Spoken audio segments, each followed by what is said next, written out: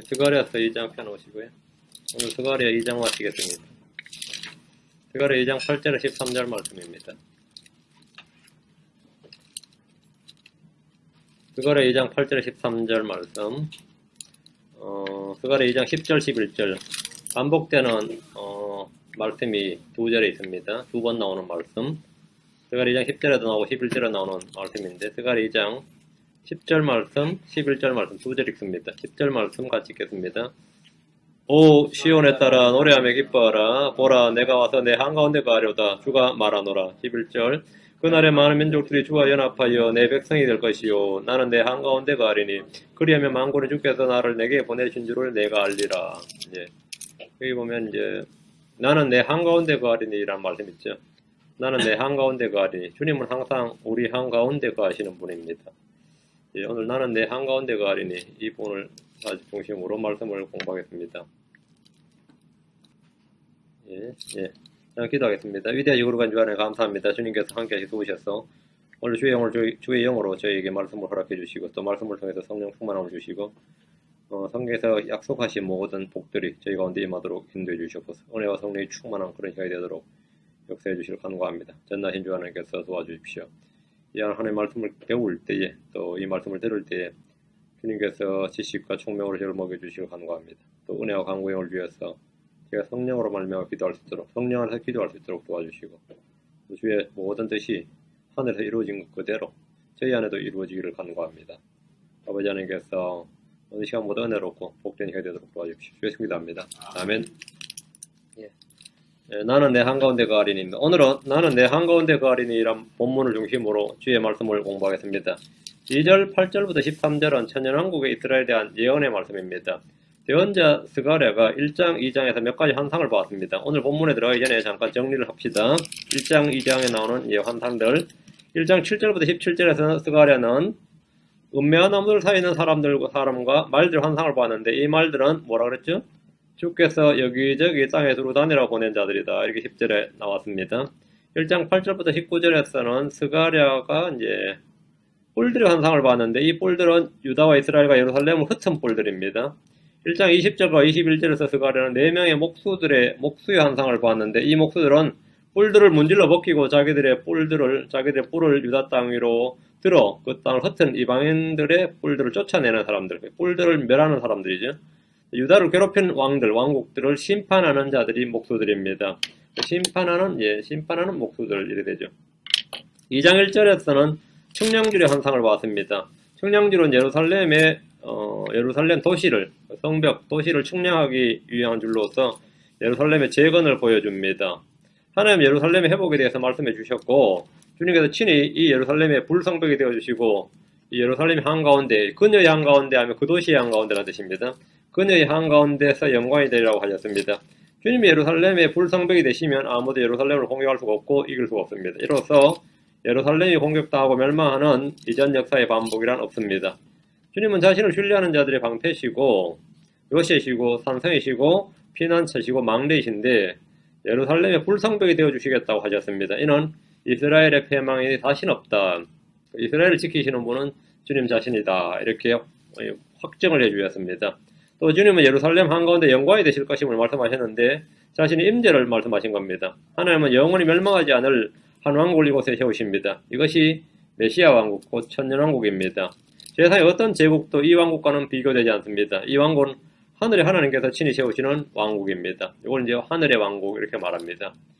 유대인들은 누구나 예루살렘을 위대한 왕의 도시라고 말합니다. 이는 역사적으로 다윗 왕이 이 예루살렘을 수도로 삼고 주의 전을 건축했기 때문입니다. 또 한 가지는 이곳이 주께서 친히 왕자를 두고 거하실 곳이기 때문입니다. 우리 주님은 산상순에서 이 마태복음 5장 35절에 보면 땅을 두고도 하지 말 것은 그것이 그분의 발받침이기 때문이요 예루살렘을 두고도 하지 말 것은 그것이 예루살렘이 위대한 왕의 도시이기 때문이니라.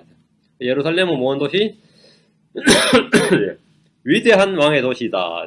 예루살렘은 위대한 왕의 도시다 할 때 위대한 왕은 누구냐?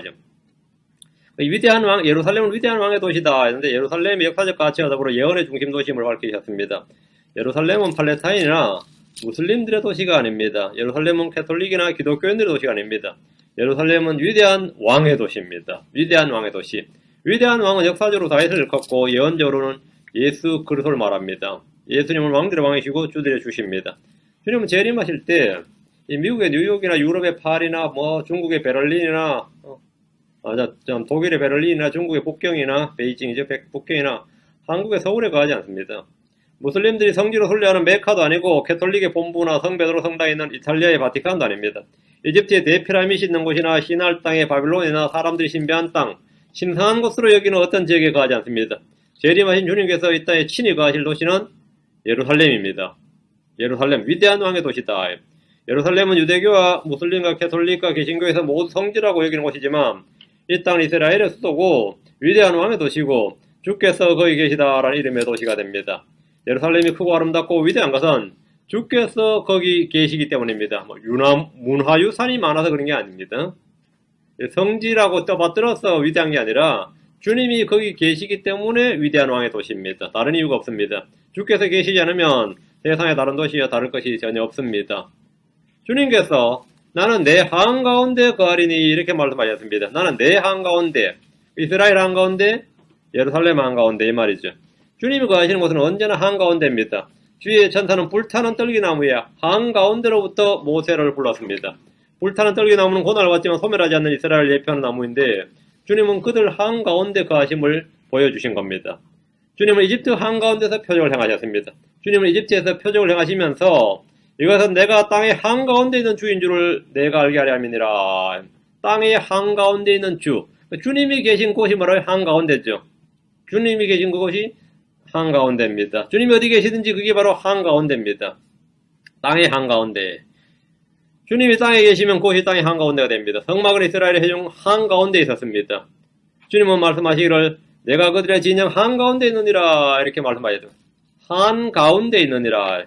신명기 23장 4절에 23장 14절에 이는 주 내 하나님께서 너를 건져내시고 내 원수들을 내 앞에서 넘겨주시려고 내 진영 한가운데서 거니시기 때문이니라.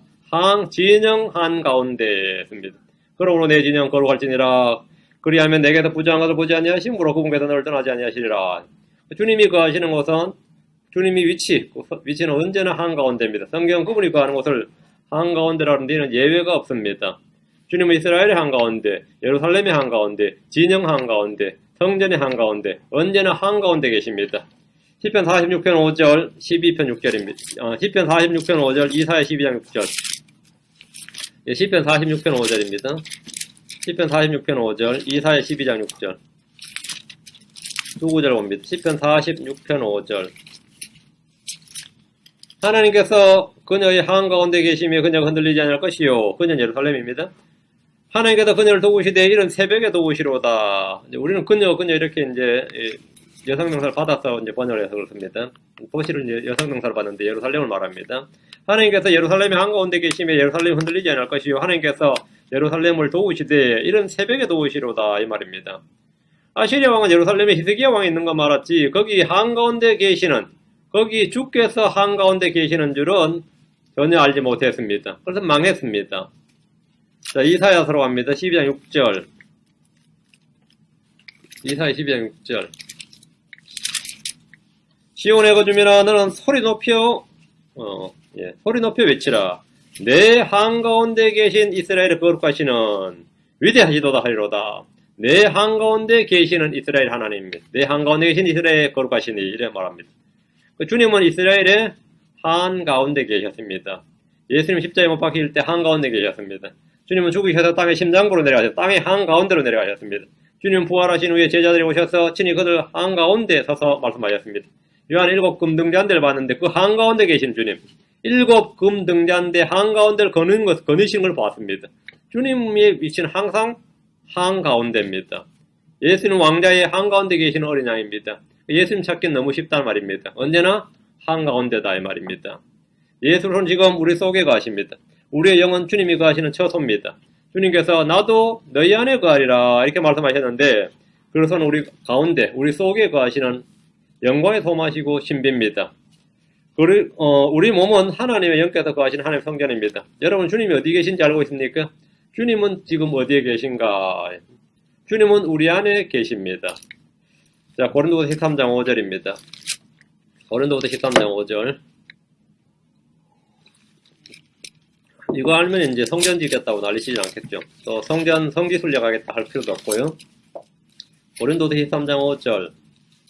자, 고린도서 13장 5절입니다. 고린도서 13장 5절. 예. 너희가 믿음 안에 있는지 너희 자신을 살펴보고 너희 자신을 입증하라. 예수로께서 너희 안에 계시는 줄을 너희가 스스로 알지 못하느냐. 그렇지 않으면 너희는 버림받은 자니라. 우리 몸이 그분의 지체요 성전이라 사실. 우리가 그분의 건물이고 집이고 우리 몸 그분의 몸과 살과 뼈들에 속했다는 이런 진리에 대해서 우리는 믿어야 할 뿐 아니라 분명하게 알아야 됩니다. 자, 오늘 본문을 보겠습니다. 자, 스가랴서로 갑니다. 자, 이제 본문으로 갑니다. 스가랴서 2장 8절입니다. 예, 스가랴 2장 8절. 만군의 주가 이같이 말하노라. 그 영광이 있은 뒤에 그분께서 너희를 노력한 민족들에게 나를 보내셨나니 너희에게 손을 내는 자는 그분의 눈동자에 손을 내느니라. 그 영광이 있은 뒤에 할 때 그 영광 뒤에 이렇게 있은 이건 필요 없고요. 그 영광 뒤에 이렇게 하세요. 그 영광 뒤에 그분께서 너희를 노력한 민족들에게 나를 보내셨나니 그 영광 뒤에 그분께서 after the glory죠. after the glory. 그 영광 뒤에 이 말은 이어서 after란 말, 이 전치사를 어떻게 해석하느냐에 따라서 문장의 의미가 완전히 달라집니다. 시점으로 해석해서 후에 뒤에라고 하면 주의 영광은 주의 재림, 주의 출현을 말합니다. 성경은 주의 임재와 주의 출현을 주의 영광이 나타났다 이렇게 말합니다. 주의 임재와 주의 오심을 걸어서 주의 영광이 나타나리라 이렇게 합니다. 이스라엘은 주의 영광이 나타난 것을 여러 차례 눈으로 직접 보았습니다. 이와 같이 재림 때에는 온 세상 사람들이 그분의 오심과 출현, 나타나심을 보게 됩니다. 이사야 40장 5절, 예. 계시록 5장 5절, 두 구절 보면, 이사야 40장 5절.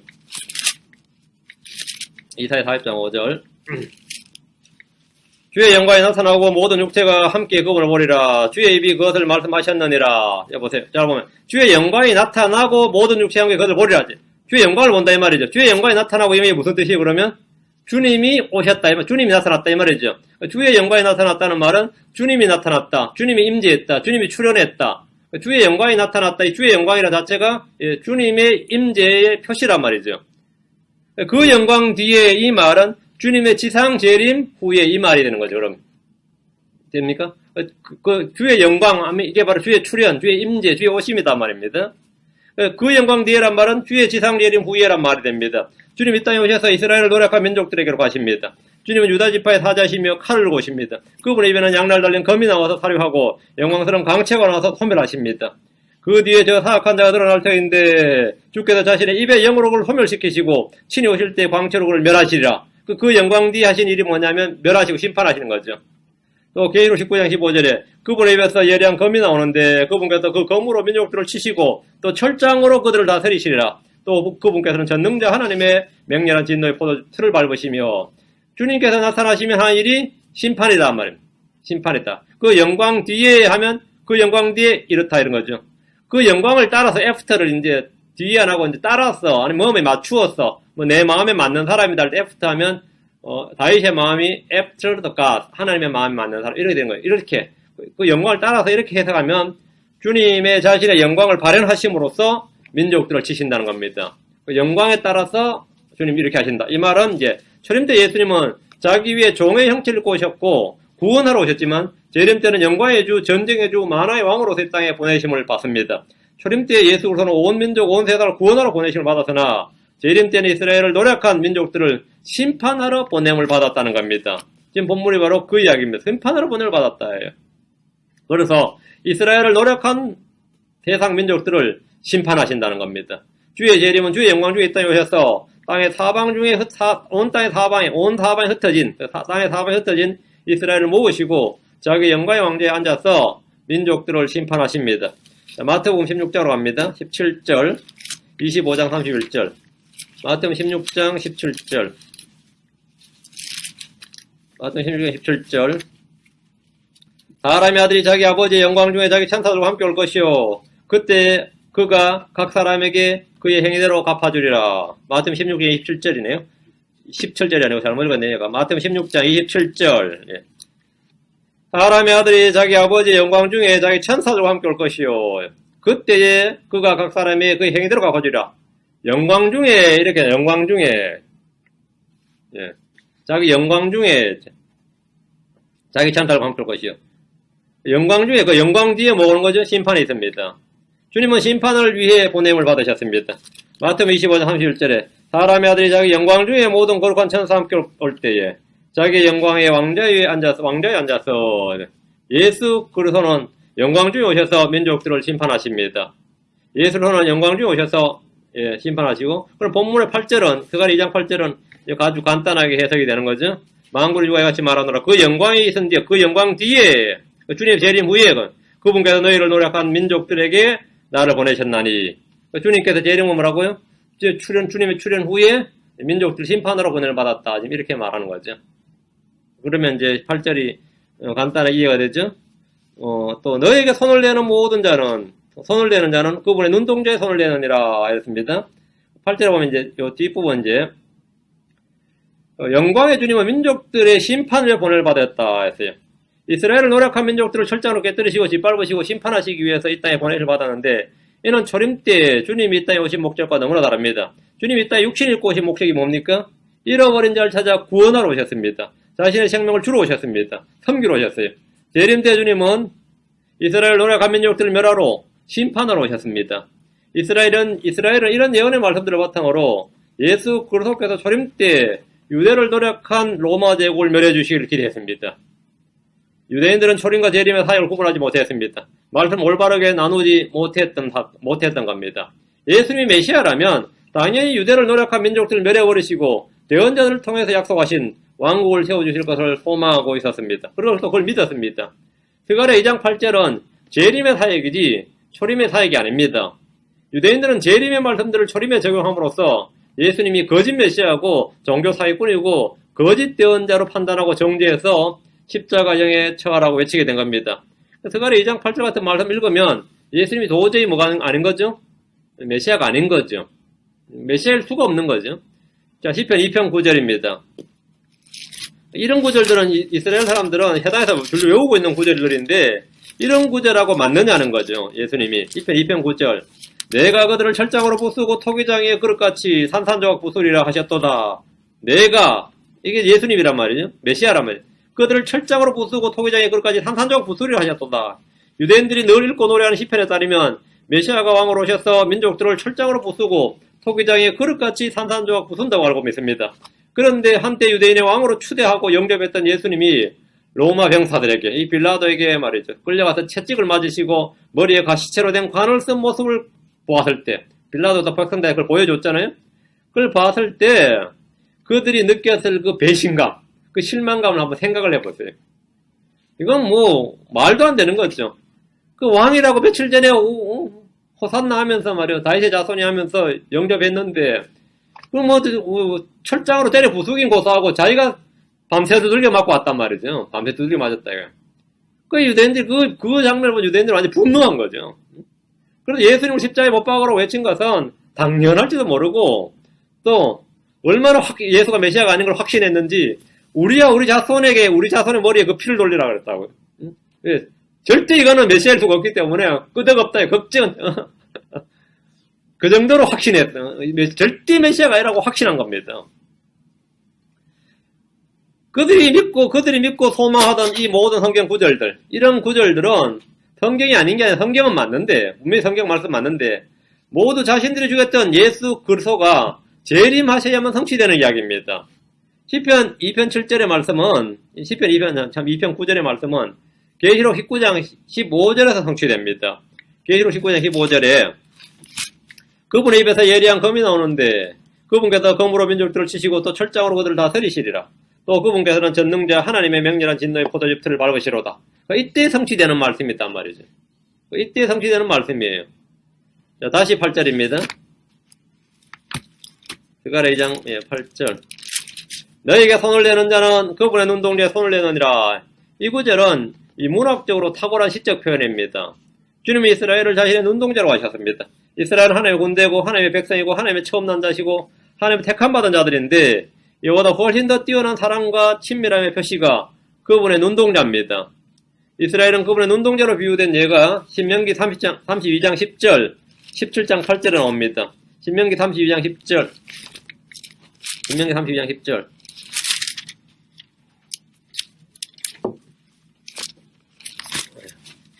신명기 32장 10절. 그분께서 그를 사막당에서 피폐함이 부르짖는 광야에서 찾아내시고 그를 인도하시며 가르치시고 자신의 눈동자같이 지키셨도다. 하나님 이스라엘을 자신의 눈동자같이 지키셨도다. 이래 지키셨다. 사람 누구나 자신의 눈동자를 지키려 합니다. 눈을 잃는 것은 다른 어떤 신체 부를 잃는 것보다 치명적입니다. 다윗은 말할 시편 17편 8절에 나를 눈동자같이 지키시고 주의 날개 그늘 밑에 숨기사라고 했는데 자신이 완전히 주께로부터 온다는 사실을 신뢰하고 기도한 겁니다. 주님은 이스라엘을 눈동자처럼 지키셨고 다윗을 눈동자처럼 지키셨다 이 말입니다. 주님이 우리를 눈동자처럼 지키신다면 우리는 주의 말씀을 그렇게 지켜야 됩니다. 잠언 7장 2절 잠언 7장 2절 내 명령들을 지켜서 살며 내 법을 내 눈동자처럼 지키라. 내 명령들을 지켜라. 어떻게? 내 법을 내 눈동자처럼 지키라. 내 법을 내 눈동자처럼 지켜라. 주의 말씀을 눈동자처럼 지킨다면 여러분의 마음은 주의 은혜로 가득하게 될 겁니다. 주님께서 이스라엘을 눈동자처럼 지키신다면 이스라엘 주께 기도할 때 눈동자를 쉬지 말게 됩니다. 쉬게 하지 말아야 됩니다. 예레미야 2장 18절에 그들의 마음이 주를 향하여 부르짖길 오 시온의 딸의 성벽아 밤낮으로 눈물강같이 흘릴지어다. 너 스스로 안식하여도 말며 내 눈동자를 쉬게 하지 말지어다. 눈동자를 쉬게 하지 않는다는 것은 잠을 자지 않고 기도한다는 말입니다. 소위 말하는 철야기도죠. 우리는 교회를 위해 이렇게 기도해야 됩니다. 깨어있으라 이 말입니다. 너에게 손을 대는 자는 그분의 눈동자에 손을 대느니라. 이 말씀은 하나님과 이스라엘의 관계를 보여줍니다. 하나님과 이스라엘의 관계. 이스라엘은 하나님의 눈동자다 이 말입니다. 누군가 이스라엘을 대적하는 것은 하나님을 대적하는 것과 같은 것입니다. 민족들이 이스라엘을 어떻게 대해야 되는가? 거기에 따라 이스라엘을 어떻게 대해주는가에 따라서 심판을 받습니다.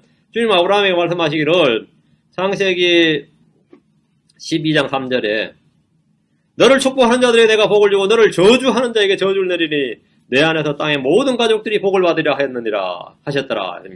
이 말씀은 성경에 반복해서 나옵니다. 이삭은 아들 야곱에게 아버지 아브라함에게 받은 약속을 그대로 상속을 해줬는데 창세기 27장 29절에 백성들이 너를 섬기고 민족들이 내게 절하리니 내가 내 형제들의 주가 되고 내 어머니 아들들이 내게 절하며 너를 저주하는 자는 다 저주를 받고 너를 축복하는 자는 복을 받기를 원하노라니라. 너를 저주하는 자는 저주를 받고 너를 복주는 자는 복 받는다 이 말입니다. 이스라엘을 어떻게 대하느냐에 따라서 그 사람의 복과 저주가 결정된다 이거죠. 이것은 아브라함, 이삭, 야곱 같이 개인에게 해당되는 약속이 아닙니다. 이스라엘 민족 전체에게 해당되는 말씀입니다. 민수기 24장 9절입니다. 앞으로 민수기 24장 9절. 민수기 24장 9절. 이스라엘을 핍박하고 저주하고 걷어차면 그 사람이 마찬가지로 하나님께 그 형벌을 받는다는 거죠. 심판을 받는다요. 민수기 24장 9절. 그가 사자같이 큰 사자같이 꿇어앉고 누웠으니 누가 그의 화를 도두리요 너를 축복하는 자는 복을 받을 것이요 너를 저주하는 자는 저주를 받을지로다 아니라. 너를 축복하는 자는 복을, 너를 저주하는 자는 저주를. 너는 이스라엘입니다. 이제 이거를 이제 살짝 이제 바꿔가지고 네가 축복하는 자는 복을 받고 네가 저주하는 자는 저주를 받고 이러면 뭐가 되는 거죠? 나에게 축복권과 저주권이 있다는 거가 되는 거죠. 그건 이제 그건 이제 종교 사기꾼들이 하는 짓입니다. 이스라엘을 축복하는 자는 축복하고 이스라엘 저주하는 저주받는다 이 말입니다. 이는 분명한 진리입니다. 하나님과 이스라엘의 관계는 예수 그리스도와 교회의 관계의 모형입니다. 주님은 교회를 핍박하는 바울이었죠. 후에 사도 바울인데 사울아 어찌하여 내가 나를 핍박하느냐 했습니다. 주님은 교회를 뭐라고 하는 거죠? 나라고 했다 이거죠. 나의 눈동자도 아니고 나를 핍박하느냐 이랬습니다. 사울은 이 음성을 듣자 주여 누구시니까 라고 했는데 그때 주님은 나는 내가 핍박하는 예수라 했어요. 사울은 분명히 지금 교회를 핍박을 했는데 나는 네가 핍박하는 교회의 주니라 교회의 머리니라 지금 그렇게 안 하고 나는 네가 핍박하는 교회라 이래. 아니 나는 네가 핍박하는 예수라 이랬다는 겁니다. 나는 네가 핍박하는 뭐라고요? 예수라. 성도가 교회가 뭐란 거죠? 예수다 이 말입니다. 나는 내가 핍박하는 예수라. 가시채를 걷어 차이가 되게 고생이라 했습니다. 주님은 교회를 걸어 나라고 하셨습니다. 교회는 그분의 신부고 그분의 몸이고 그분의 지체고 그분의 건물이고 그분 자신입니다. 성경 말하길 우리는 그분의 몸과 그분의 살과 그분의 뼈들에 속한 지체들이니라 했습니다. 주님과 우리는 유기체이고 머리와 몸의 관계입니다. 고린도서 12장 27절에 이제 너희는 그리스도의 몸이요 개별적으로 지체니라. 우리는 그리스도의 몸이요 지체입니다. 형제들 간에 서로가 서로에게 지체입니다. 에베소 4장 25절에 그런즉 거짓말을 버리고 각 사람이 자기 이웃과 더불어 진리를 말하라. 우리는 서로 지체니라. 이는 모두 생명의 관계란 말입니다. 우린 모두 한 몸이고 한 건물입니다. 스가랴서로 와서 2장 9절입니다. 스가랴 2장 9절. 보라, 내가 그들 위에 내 손을 흔들 터인즉 그들이 자기 종들에게 노량물이 되리니 그리하면 만군의 주께서 나를 보내신 줄을 너희가 알리라. 만군의 주께서 나를 보내신 줄을 너희가 알리라. 잘 보십시오. 재림하신 영광의 주님께서 이스라엘 노력한 민족들 위해 손을 흔들 겁니다. 손을 흔든다. 이 말씀은 반갑다는 인사가 아니고 자꾸 흔들어 버린다는 겁니다. 벌한다, 심판하신다는 뜻입니다. 예를 들어서 주님이 이집트 위에 손을 흔드시면 이집트는 그 흔들림으로 인해서 무서워하고 두려워합니다. 이사야 19장 16절 17절. 이사야서 이제 좀 보겠습니다. 이사야서 펴놓으시고 19장 16절 17절. 이사야 19장 16절 17절. 그날에 이집트는 여자들 같으리라. 그것이 만군의 주에 흔드시는 손이 자기 위에서 흔들림으로 인하여 무서워하며 두려워하리라. 유다의 땅은 이집트에게 두려움이 되며 유다에 대하여는 말한 자마다 스스로 두려워하리니 이는 만군의 주의 계획, 곧 그분께서 이집트를 치려고 결심하신 계획 때문이라. 예전에 유다는 이집트의 밥이었습니다. 그러나 이제는 반대로 유다를 두려워하며 떠는데 이는 주의 손이 자기 위에서 흔들리기 때문입니다. 주께서 그들을 치려고 결심하신 계획 때문에 이집트는 두려워하고 떱니다. 2000년이 넘는 동안 유다는 세상 민족들에게 아무것도 아니었습니다. 그러나 주님의 재림으로 인해 유다는 온 세상에 두려움이 됩니다. 민족들이 손을 잡고 연합해서 대항하면 산산조각이 납니다. 이사야 8장 9절로 갑니다. 앞으로 가세요. 이사야 8장 9절. 이사야 8장 9절. 오 백성들아 너희가 서로 연합할지라도 산산조각이 나리라. 귀를 기울여라 먼 나라들에서 모든 자들아 너희가 허리를 농에 멜지라도 산산조각이 나리라. 너희가 허리를 농에 멜지라도 산산조각이 나리라. 주님께서 자꾸 흔들어 버리시기 때문입니다. 주께서 손을 그 위에 흔들기 때문이다 했습니다. 그러려면 그들이 자기 종들에게 노량물이 되리니 이랬죠. 전쟁에서 승리자가 취하는 사람이나 재물 따위를 노량물이라고 합니다. 이집트를 비롯해서 그동안 이스라엘은 이스라엘을 종으로 삼았는데 이제는 그 종들에게 노량물이 된다. 이스라엘에게 노량물이 된다. 역적이 돼버린 거죠. 그 이스라엘 노력하던 민족들이 이제는 유다의 노량물이 됩니다. 유다의 노량물이 되는 이방 민족들을 한번 생각해 보십시오. 이것은 구약이나 신약이나 대환란 때가 아닙니다. 주님이 오신 이후에만 가능합니다. 주님의 영광이 임하면 이 교도들은 유대인들의 노량물이 되는데 예수님의 초림 때 유대인들이 기대하고 믿었던 말씀들입니다. 이사야 60장으로 왔어요. 10절 12절입니다. 이사야 60장 10절 12절입니다. 이사야 60장 10절 12절. 그때 타국인들의 아들들이 내 성벽을 쌓고 그들의 왕들이 너를 섬기리니 이는 내가 진노하여 너를 쳤으나 내 호의로 내게 긍휼을 베풀었기 때문이라. 그때 타국인의 아들들이 내 성벽을 쌓고 그들의 왕들이 너를 섬기리니 그 유대의 성벽을 쌓는 일이 누가 하냐면 타국인들이 한다는 거죠. 그리고 그들의 왕들이 너를 섬기리니 그 유대인들은 타국인들의 섬기를 받는 겁니다. 예루살렘 성벽 제국의 타국인들의 아들들이 동원됩니다. 이 교도들의 왕들이 유대민족을 섬깁니다. 이는 주님께서 전에 유다를 쳤지만 이제는 호의로 긍휼을 베푸셨기 때문입니다. 주께서 긍휼을 입은 주께 긍휼을 입은 유다는 온 민족들의 머리가 되고 세계의 중심이 됩니다. 유대인들을 섬기지 않는 민족과 왕국은 다 멸망합니다. 12절 이사야 60장 12절 너를 섬기려 하지 아니하는 민족과 왕국은 멸망하리니 참으로 그런 민족들은 완전히 피폐하게 되리라. 유대인 안 섬기겠다고 어떻게 된다고요? 멸망한다고.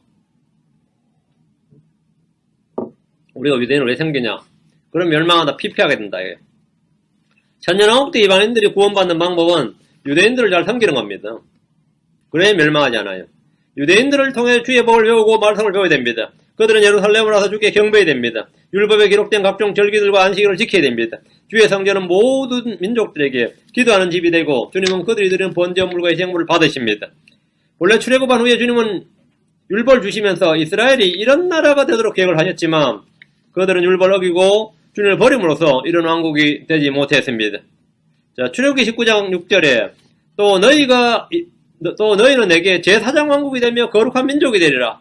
내가 이스라엘 자손에게 고할 말들이 이러하니라 했는데 이 말씀은 주님의 재림 때 문자 그대로 이스라엘에게 성취될 약속인데 유대인들이라면 다 이 말씀이 문자 그대로 자기들 위해 임하기를 믿고 도망합니다. 크리스천은 지금 왕가의 제사장이고 선정된 세대고 거룩한 민족이고 특별한 백성입니다. 다시 스가랴서 2장 9절입니다. 그리하면 만군의 주께서 나를 보내신 줄을 너희가 알리라. 유대인들이 예수 그리스도가 하나님 보내신 메시아인 걸 어떻게 아느냐 하면 자신들에게 이런 예언의 말씀들이 성취됨으로써 안다 이거죠. 온 세상에 주님 자신을 계시하는 방법이 이겁니다. 지금은 복음을 통해서 주 예수를 세상에 전파합니다. 온 세상에 예수를 선포하는 방법은 복음을 통해서예요. 지금 이 복음을 통해서 선포하는데 주님은 교회를 통해서 주님을 선포하고 계시하십니다. 훗날 주님은 유대인들의 부흥과 회복을 통해서 주 예수를 증언하고 선포하십니다. 본래 유대인들이 맡은 제사장 왕국의 역할이 이겁니다. 민족들에게 예수를 선포하는 겁니다. 천년 왕국 때 온 세상이 예수 그리스도께서 만군의 주께 보냄받은 메시아임을 아는 통로는 유대인입니다. 이때 많은 이방인들이 보이는 반응이 겁니다. 스가랴 뒤로 가서 8장 3절 스가랴 8장 3절 스가랴 8장 3절입니다. 만군의 주가 이같이 말하노라. 그날들에는 민족들의 모든 언어 중에서 10사람이 나와서 붙들되 그 유대인인 사람이 옷자락을 붙들고 말하기를 우리가 너희와 함께 가려 하노니 하나님께서 너희와 함께 하시면 우리가 들었노라 하리라 하시니라. 그러니까 유대인들이 뭐라는 것도 이방인들이 유대인을 붙잡고 뭐라는 거예요. 이거 10사람이 유대인 한 사람을 붙잡고 하는 소리가 옷자락 붙들고 우리가 너희와 함께 가야 하노니 어디로? 예루살렘으로 주의 성전으로 말이죠. 하나님께서 너희와 함께 하심 우리가 들었노라. 하나님께서 너희와 함께 하심을 들었노라. 문자 그대로 하나님은 예루살렘에 거하신다. 예수님이 바로 재림하신 예수님이 하나님이다 이 말이죠. 재림하신 예수님은 하나님이시고 땅에 거하시며 유대인들 한가운데 예루살렘 한가운데 거하십니다. 그래서 이방인들은 유대인들 붙잡고 너희 나라로 가자. 한번 같이 가자. 이렇게 한다는 거예요. 성전을 주의 집이라 그러고 성전이 있는 곳을 주의 산이라고 부릅니다. 천년왕국 때 이방 민족들은 유대인들을 통해 율법을 외웁니다. 자, 미가서로 갑니다. 미가 4장 2절 바로 앞이죠. 미가서 4장 2절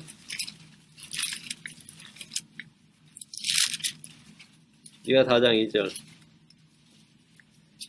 많은 민족들이 오며 이르기를 여기 많은 민족들이 오며 이르기를 오라 우리가 주의 산에 오르고 야곱의 하나님의 집에 이르자 그분께서 자신의 길들을 우리에게 가르치실 터인즉 우리가 그분의 행로들로 걸으리라 하리니 이는 법이 시온에서 나아가며 주의 말씀이 예루살렘으로서 나아갈 것이기 때문이니라. 많은 민족들이 오며 이르기를 했어요. 그 이방인들이죠. 이방인들이 뭐라고 하는 거죠?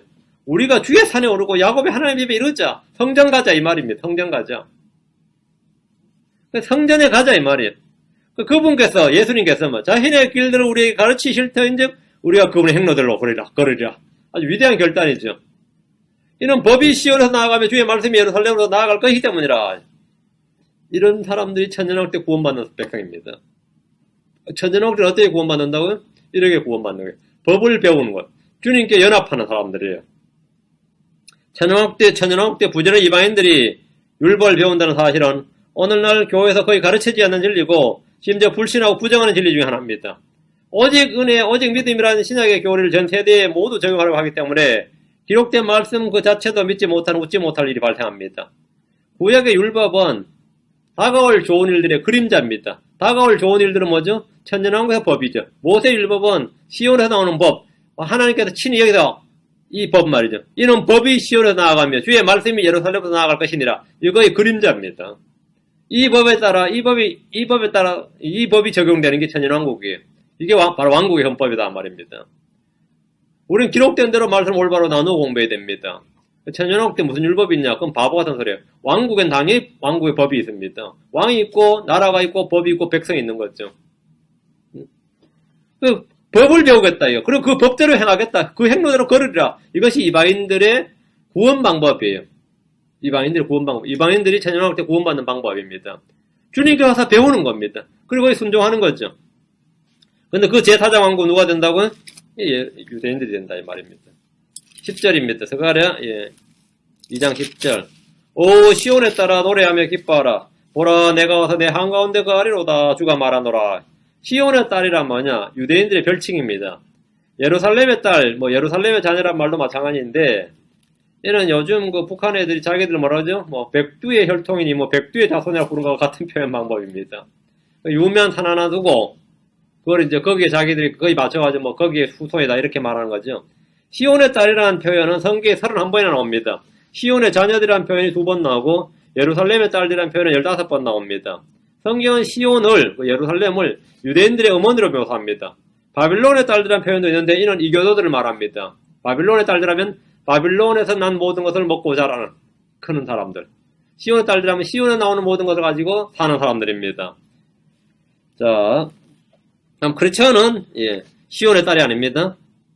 큰 바빌론은 땅의 창녀들과 가장한 것들이 엄밀하 했으니까 바빌론의 딸들이 다녀있죠. 시온의 딸들은 시온의 어머니가 되는 겁니다. 크리스천은 그럼 시온의 딸도 아니고 바빌론의 딸도 아니다 이 말입니다. 갈라디아 4장 25절 26절입니다. 갈라디아 4장 25절 26절. 갈라디아 4장 25절 26절. 잘 보시기 바랍니다. 이 구절을 많이 오해가 아니라 본문 파악이 전혀 거꾸로 한 사람들이 많이 있었어요. 갈라디아서 4장 25, 26절. 이 하갈은 아라비아에 있는 시내 산이요 지금 있는 예루살렘에 해당하는 곳으로 자기 아이들과 더불어 속박 중에 있느니라. 그러나 위에 있는 예루살렘은 자유로운 자니 곧 우리 모두의 어머니라. 자, 말씀 잘 보세요.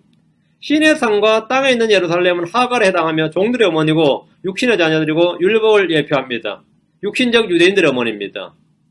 시내 산, 아라비아에 있는 시내, 율법을 받은 산이죠. 다음에 지금 있는 예루살렘은 율법을 예표하고 하갈을 예표하고 종들을 율법의 종이죠. 육신의 자녀들을 예표한다. 육신의 아브라함의 자녀, 율법을 받은 모세 율법을 받은 이스라엘. 이게 바로 이 시내 산 예루살렘입니다. 그 시내 산, 그게 시온의 딸들이 되는 거죠. 예루살렘의 딸들, 예루살렘의 자녀가 되는 겁니다. 그게 유대인입니다. 육신의 자녀들, 육신의 아브라함의 자녀들입니다. 위에 있는 예루살렘은 사라에 해당합니다. 그리고 자유로운 자 성령을 예표하면서 우리 모두의 어머니니라. 무슨 말이죠? 크리스천의 어머니다 이 말입니다. 크리스천은 뭐가 어디서 난 거죠? 위로부터 난 자다 이 말이에요. 그러니까 유대인들은 유대 민족은 어디서부터 났어요? 땅에서 났어요. 유대 민족이 언제 형성됐습니까? 시내산의 율법을 받음으로써 이스라엘 민족이 형성됐죠. 그 시내산의 율법 거기가 뭐가 되죠? 어머니가 되는 거죠. 육신의 어머니가 되는 겁니다. 그게 하갈에 해당된다 말이죠. 그리고 우리는 다 성령으로 난 자죠. 하나님으로 난 자고 위로부터 난 자죠. 그 위에 있는 예루살렘이 우리의 뭐가 되는 거죠? 어머니가 되는 거죠. 위에 있는 예루살렘이 우리 어머니니라. 이 구절이 이해됩니까? 이해가 돼야 됩니다. 옛날에 갈라디아 살 때 하긴 했지만 제가 이건 참 여러 번 가르쳐도 이거 자꾸 헷갈려하는 분들이 있어서요. 잘 듣고 잘 이해하셔야 됩니다. 다시 10절로 갑니다. 스가랴, 시온의 딸들아 그랬죠. 내가 왔어. 재림이죠. 내가 왔어 이 말은 초림이 아닙니다. 재림입니다. 내가 왔어. 내 한가운데 거하리라. 주님께서 내가 왔어. 한가운데 거하신다고요.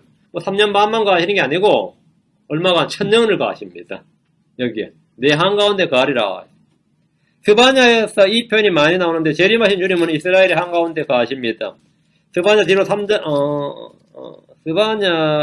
스가랴 이게 많이 나오네. 스바냐에서도 이게 나오지. 스바냐 한번 가봅시다. 스바냐. 3장 15절 17절.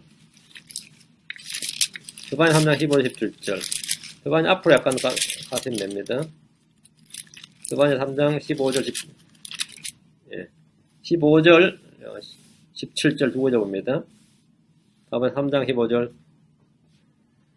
주가 내 심판을 제거하였고 내 원수를 쫓아내었노라. 이스라엘 왕 곧 주가, 이스라엘의 왕 곧 주가, 왕으로 오시는 거죠. 이스라엘 왕 곧 주가 내 한가운데 있으니 내가 다시는 재앙을 보지 아니하로다. 이스라엘 왕 곧 주가 내 한가운데 있으리니 그 하늘의 왕국의 왕이시죠. 그 왕국이 섰고 왕이 그 한가운데 계신다 그래. 그러니까 다시는 재앙을 보지 않는다. 예수님이 이스라엘의 왕인 이상은 이스라엘이 침략을 당하거나 핍박을 받거나 무너진 일은 없습니다.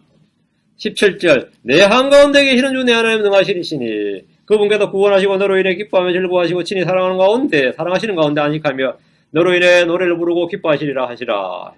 주님이 거하시는 곳은 예루살렘의 성소입니다. 에스겔서 40장에서 48장에 나오는 그 성전이 주님이 거하시는 성전이고 그 도시가 주님이 가시는 도시로 예루살렘입니다. 다시 스가랴 들어갑니다. 11절입니다. 2장 11절. 그날에 많은 민족들이 주와 연합하여 내 백성이 될 것이요 나는 내 한가운데 가리니 그리하면 만군의 주께서 나를 내게 보내신 줄을 내가 알리라. 이 구절은 천연왕국 때 이방인들의 구원을 나옵니다. 이 시대 이방인들은 은혜의 복음을 듣고 믿으면 그리스도와 연합합니다. 예수를 믿는 순간 그는 하나님의 백성, 하나님의 아들이 되는 권능을 받고 그리스도의 지체가 됩니다. 너무나 쉽고 단순합니다.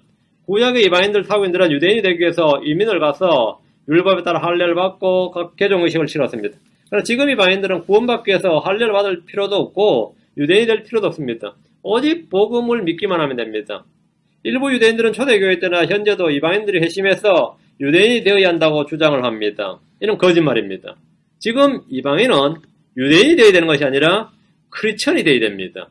지금 유대인은 유대인이라는 걸 자랑해서 되는 게 아니라 회심해서 복음을 믿고 크리스천이 되어야 됩니다.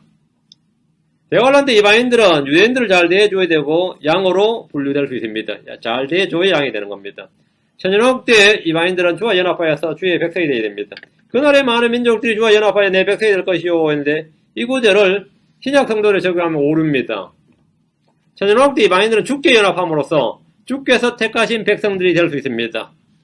이사야 56장 3절에 스스로 주에게 연합한 타국인의 아들은 말하 이르기를 주께서 나를 자신의 백성으로부터 완전히 분리하셨다 하지 말며 고자도 말하기를 보라 나는 마른 나무를 하지 말라. 이 구절은 지금 크리스천들과 아무런 관련이 없습니다. 천연왕국 때 타국인들의 구원에 관한 말씀입니다. 천연왕국 때 타국인의 구원은 뭐냐? 이방인의 구원은 바로 이겁니다. 주께 연합하라. 율법을 지켜야 됩니다. 유대인들에게 달라붙어서 어디로 와야 돼? 연합해서 시온을 와서 주께 경배하고 만민이 기도하는지 와서 주께 경배하고 말이죠. 법을 배우고 이렇게 해야 그게 바로 천연왕국에서 이방인의 구원입니다. 이게 이방인의 구원이에요. 이사야 11장 10절 12절입니다. 이사야 11장 10절 12절. 성경 아무것도 모르는 사람들이 이제 뭐 하냐면 성경 본문 무시해버리고 그냥 오직 믿음 오직 은혜 그 소리 하는 거예요. 오직 믿음 오직 은혜는 전 시대 다 걸쳐 있어야 되고 이걸 안 하면 어떻게 돼요? 멸망하는 거죠. 어떻게 돼? 간단하지만 멸망하는 거죠.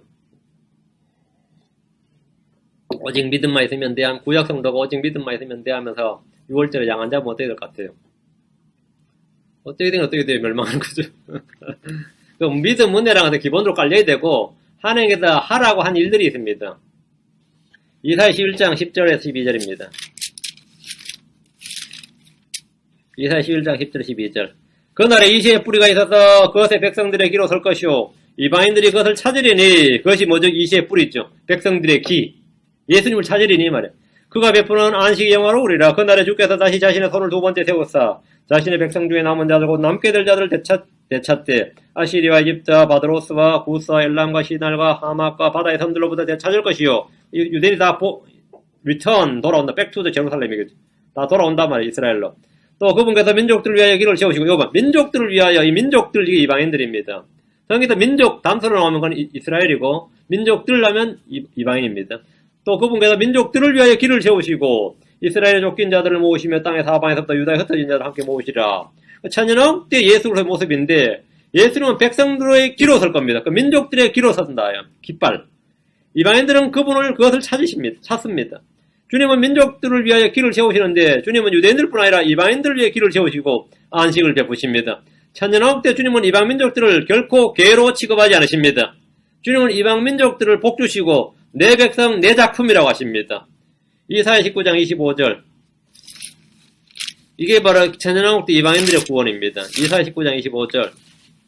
만군의 주께서 그들에게 복을 주시며 이르시되 내 백성 이집트여 내 손으로 지은 작품 아시리아여 내 상속 백성 이스라엘이여. 자, 세 나라가 나오네요. 이집트, 아시리아, 이스라엘.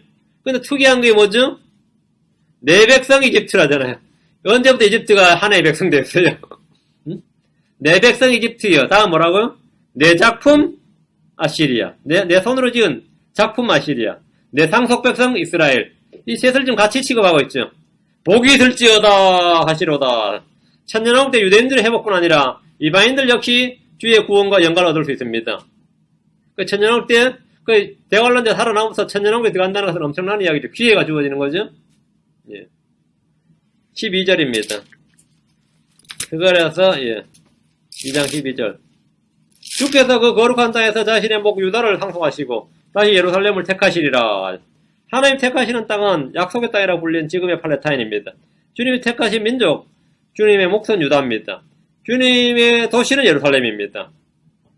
천년왕국 때 이스라엘은 거룩한 땅이라 불리는데 주님이 거하시는 곳으로 그곳이 거룩히 구별되었기 때문입니다. 뭐 다른 게 구별되었다.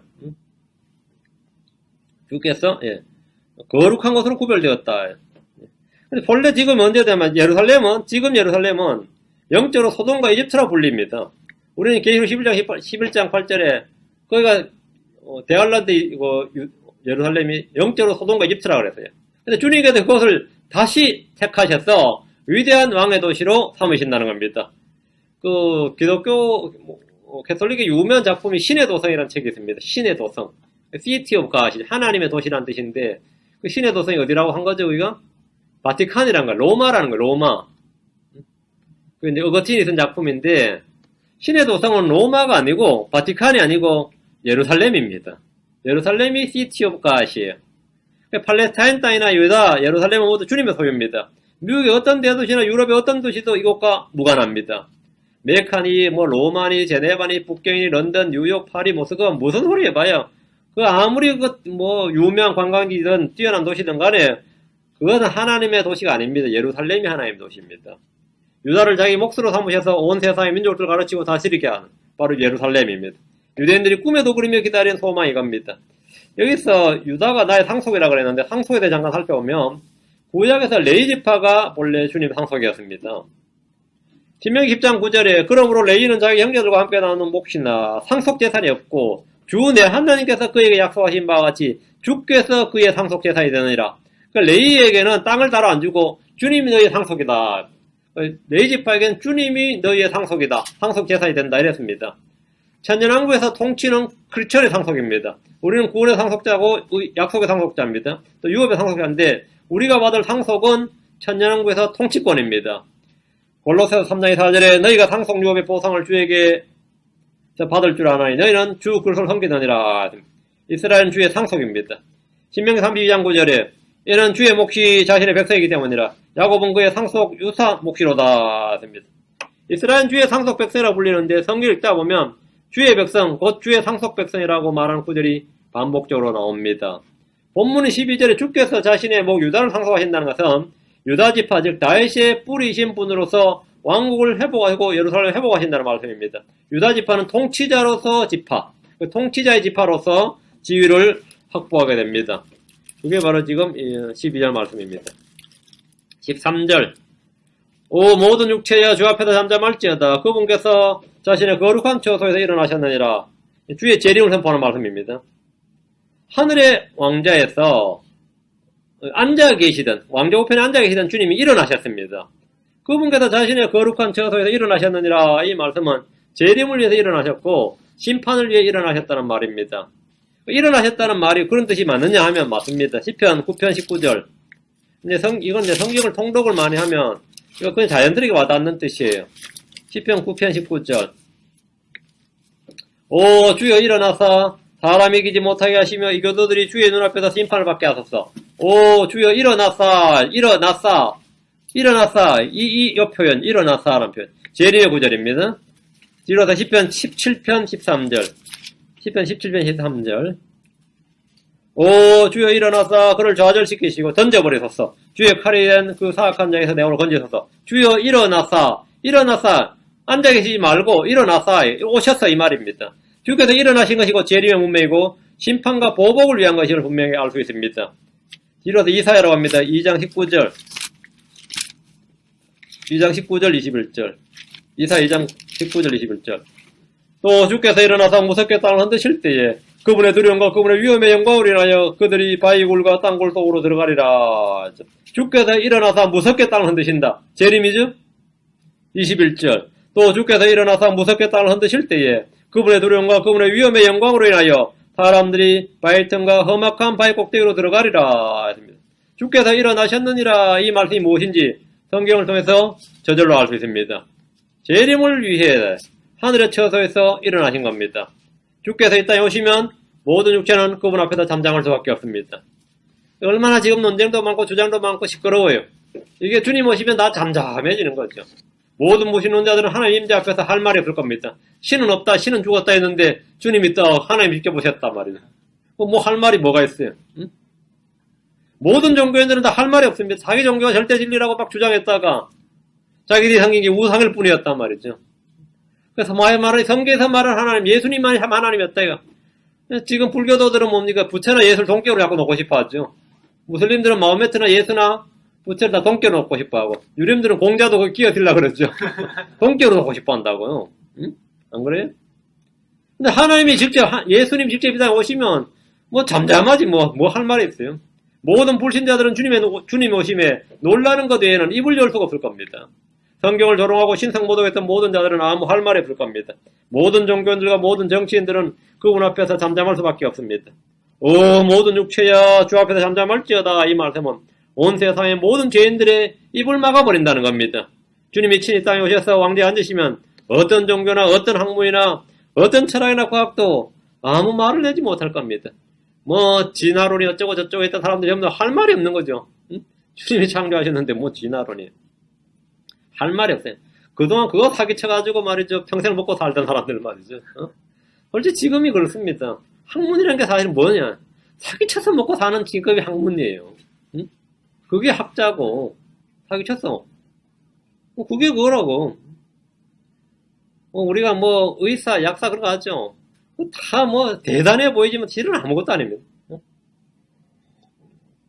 어떤 분이 고기를 썰면서 그랬더라고. 고기를 잘 썰더라고요. 근데 고기를 썰면서 하는 말이 뭔지 알아요? 그러면 이제 뼈도 막 갈라내 하면서 내가 의사였으면 참 잘할 뻔했는데 그러더라고. 의사가 하는 일이 뭐죠? 썰고 찢고 꿰매는 거예요. 그러니까 꿰매는 거나 사실 별 차이 없는데 말이지. 내가 의사였으면 참 잘할 뻔했는데 의사였으면 참 잘할 뻔했는데 그 말 듣고 참 의사란 직업이 저 정도였구나. 바느질만 잘하고 말이죠. 잘 찢고 잘 꿰매고 그죠? 그것만 잘해도 그게 훌륭한 외과 의사가 될 수 있구나. 이게 맞는 말 같아요. 그게 썰면서 그러더라고. 내가 의사였으면 참 잘할 뻔했다고. 내가 그때 칼질하는 거 보니까 진짜 의사였으면 잘했겠다 싶더라고요. 깨끗하게 꿰매줄게요. 뭐 깨끗하게 잘라줄게요. 그러죠. 뭐 그거야. 그게 그렇게 어려운 학문이에요. 그죠? 그렇게 오래 공부해서 하는 일이 뭐죠? 얼마 전에 한국에 며칠 전에 이제 이 수술하다가 한 명을 죽였어요. 근데 그 사람이 사실 20몇 년간 수술한 의사야. 근데 어떻게 이번에 실수를 해가지고 이 사람이 죽었는데 그거는 뭐 대학병 가다 죽을 사람인데 이 양반 괜히 건드렸다 죽어가지고 의료 소송을 냈는데 알고 보니까 의사가 아니었어. 맨날 뒤에서 보던 사람인데 저 정도면 나도 하겠다 싶었어. 그래서 지금 안 걸리고 수십 명을 한 게 아니라 수백 명을 치료했던 사람이에요. 수백 명을. 지금까지 문제가 없었어. 그게 뭐 말이죠? 잘 찢고 잘 꿰매고 그건 거예요. 이게 완전 경악스러운 거죠. 그날 그 사람만 안 죽었어도 그 양반 앞으로도 몇 년 더 해먹었었는데 잘 해먹을 수 있었는데 말이죠. 잘 해먹을 수 있었는데 별일 다 했죠. 별일 다 했는데 예. 학문이란 게 뭐 사실 이 땅의 학문이란 게 주님 모시고 나면 그들이 했던 게 다 뭐라 그래 사기로밖에 안 드러납니다. 우리가 했던 게 다 사기였구나. 사기였고 거짓말이었구나. 사기였고 거짓말이었구나. 뭐 신학도 마찬가지고 목사들도 부끄러울 것 같아요. 저도 마찬가지인데 얼마나 거짓말을 많이 했던 것일까요? 성경 들고 얼마나 거짓말을 많이 쳤던가. 그렇죠? 학긴도 안 서는 말 그렇게 크게 고함 지르고 말이죠. 남 앞에 주장하고. 그 진짜 뭐 입 꽉 다물고 잠잠할지어다죠. 모든 육체가 주 앞에서 잠잠할지어다. 다른 거 할 말이 뭐 있어요? 하박국 2장 10절에 그러나 주는 자신의 거룩한 전에 있으니 온 땅 그의 입에서 잠잠할지니라. 주는 자신의 거룩한 전에 있으니 이거 뭐죠? 이미 재림에서 땅에 거하시는 거죠? 온 땅 그의 앞에서 잠잠할지니라. 주님이 친히 예루살렘 거룩한 전에 계십니다. 그래서 예루살렘은 주께서 거기 계시다라는 도시가 됩니다. 심판 때 주님은 모든 입을 막으실 뿐 아니라 천년 동안 모든 육체는 그분 앞에서 잠잠해야 됩니다. 잠잠하라는 말은 진리가 없어서 다툼이나 논쟁이 진리가 없어 다툼이나 논쟁이 심했던 그런 모든 것이 없어질 것이란 뜻입니다. 논쟁이 없어질 것이다 이 말입니다. 잠잠하라 이 말은. 진리가 없어서 지금까지 다툼이나 논쟁이 있는 거죠. 진리라는 게 서로 인정 안 하니까 절대 진리는 없다 이거죠. 절대 진리는 없다. 절대 진리가 없으니까 다 뭐든지 진리가 될 수 있는 거죠. 뭐든지 진리가 아닐 수도 있지만 또 뭐든지 진리가 될 수 있기 때문에 시끄러운 거예요. 절대 진리가 없으니까. 근데 잠잠하라 이 말은 그런 논쟁이 없어진다. 주님이 진리니까. 잠잠하라 이 말은 육신의 다툼과 정욕이란 싸움이나 전쟁이 없다는 겁니다. 잠잠하라 이 말은 전쟁이 없는 평화와 안식을 말합니다. 잠잠하라는 것은 예기치 못한 재앙이 우리에게 없다는 겁니다. 풍랑이 있는 바다와 파도를 향해서 잠잠하라 고요하라고 명하신 주님께서 이 땅의 모든 육체를 향해서 잠잠하라. 여러분이 평생에 이렇게 마음이 고요하고 평안하고 이렇게 평안할 수가 있나? 그 넘치는 평안에 아마 감당을 못할 줄은 모릅니다. 너무 마음 평안해서. 이 땅의 모든 육체에서 잠잠하라. 저도 어느 날 밤에 지금도 기억나는데 엄청 마음이 들끓고 말이죠. 막 진짜 이 보일링하고 마음속에서 막 끓고 있었는데 그래서 할 수 없이 기도하는데 하도 마음이 들끓으니까 이 잠잠하라 고요하라 이 말씀이 주님께서 배에서 제자들 앞에 한 말이 풍랑을 한 말인데 이 말씀이 딱 생각나는데 그 순간에 그렇게 끓던 마음이 그냥 탁 찬물을 끼얹는 전에 잠잠해진 적이 있어요. 근데 잠잠하라 고요하라 했는데 특이한 경험을 했지. 잠잠하라 고요하라 끓지 말라 이거예요. 그러니까 잠잠하라 이 말은 문자 그대로예요. 지금처럼 목소리 높여 기도하던 사람들도 그때는 아마 뭐 통성기도 하고 뭐 크라잉 하면서 막 스트롱 크라잉 그렇게 강하게 소리 지르며 기도하지 않아도 됩니다. 이사 65장 2사절에 그때는 그들이 부르기 전에 내가 응답하며 그들이 아직 말하는 도중에 내가 들으리라.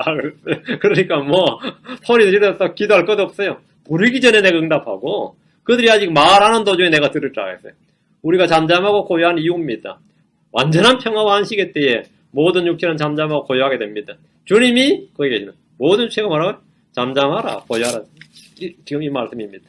오늘 이로써 스가랴 2장을 마치고 스가랴 3장은 이제 다음 시간에 아주 중요한 유명한 자입니다.